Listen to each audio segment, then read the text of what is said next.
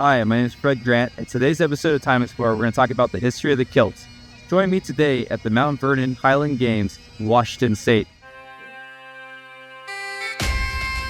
The kilt, a knee-length garment with pleats at the back, is a symbol deeply intertwined with Scottish culture and history. Known for its distinctive tartan patterns, the kilt is not merely a piece of clothing, but a representation of Scottish identity, heritage, and pride. This episode delves into the rich history of the kilt, tracing its origins, evolution, and significance throughout the centuries. The earliest forms of clothing in Scotland were practical and suited to the harsh climate. Before the kilt, the inhabitants of Scotland wore long tunics and cloaks. The great kilt, or the filled moor, emerged in the 16th century as a long piece of cloth, usually around 5 meters in length, that could be draped over the shoulder or worn as a cloak. The Scottish kilt had multiple purposes. The first one was status, based on material and size. The second one is you could take it off and use this as a camping blanket. It also protected against the elements. And finally, you could use it to conceal weapons, such as muskets. The transition from the great kilt to the modern kilt occurred in the late 17th and 18th centuries. The modern kilt, or filled bag, is essentially the bottom half of the great kilt, tailored to fit around the waist with pleats sewn in for convenience. This evolution made the kilt more practical for everyday use and solidified its place in Scottish dress. Alright, this is a kilt with the Grant clan tartan, and we're going to figure out how to put this on together. So let's go. So it looks like it goes around here like this.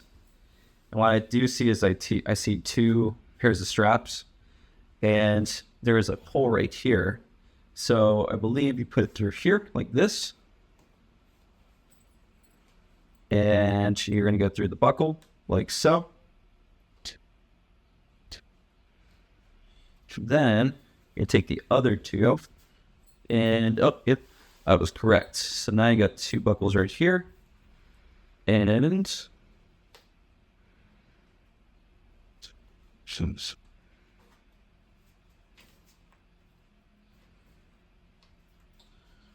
voila.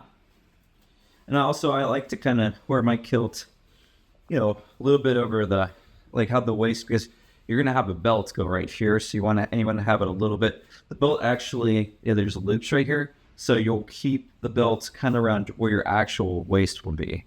And so that's how you'll judge how I have to wear it. So for this one, I've seen some styles where it's like higher and a little bit longer, but this one right here, I think it's about right this area.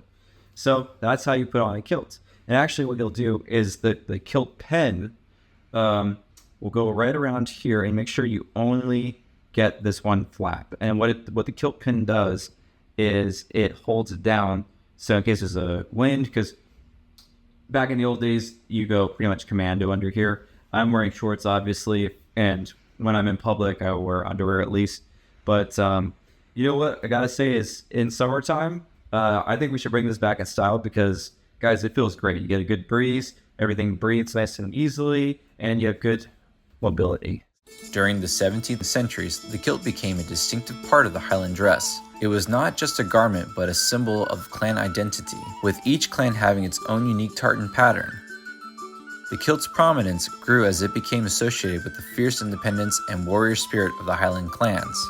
The Jacobite Rising in 1715 and 1745 were significant events in Scottish history. The kilts worn by the Jacobite soldiers became a symbol of resistance against the British rule. After the decisive defeat of Culloden, the British government sought to eradicate symbols of Highland identity, which included the kilt. The Dress Act of 1746 made it illegal for anyone in Scotland except soldiers in the British Army to wear Highland dress. This ban lasted for 36 years, during which the kilt worn clandestinely as an act of defiance. When the Dress Act was repealed in 1782, there was a resurgence of interest in Highland culture and dress, partly fueled by Romanticism and the growing fascination with Scotland's rugged landscape and storied past. The Romantic revival in the 19th century played a crucial role in the kilt's resurgence. Sir Walter Scott's novels, which romanticized Scottish history and Highland culture, captivated the public imagination. The visit of King George IV to Scotland in 1822, orchestrated by Scott, marked a significant turning point. During the visit, the king wore a kilt, which popularized Highland dress among the Scottish nobility and later the general populace. Queen Victoria's love for Scotland and her frequent visits to Balmoral Castle further cemented the kilt's status. The kilt's adoption by the Highland regiments in the British Army gave it a new dimension. Regiments such as the Black Watch wore kilts as part of their uniform, showcasing their Scottish heritage and fierce reputation.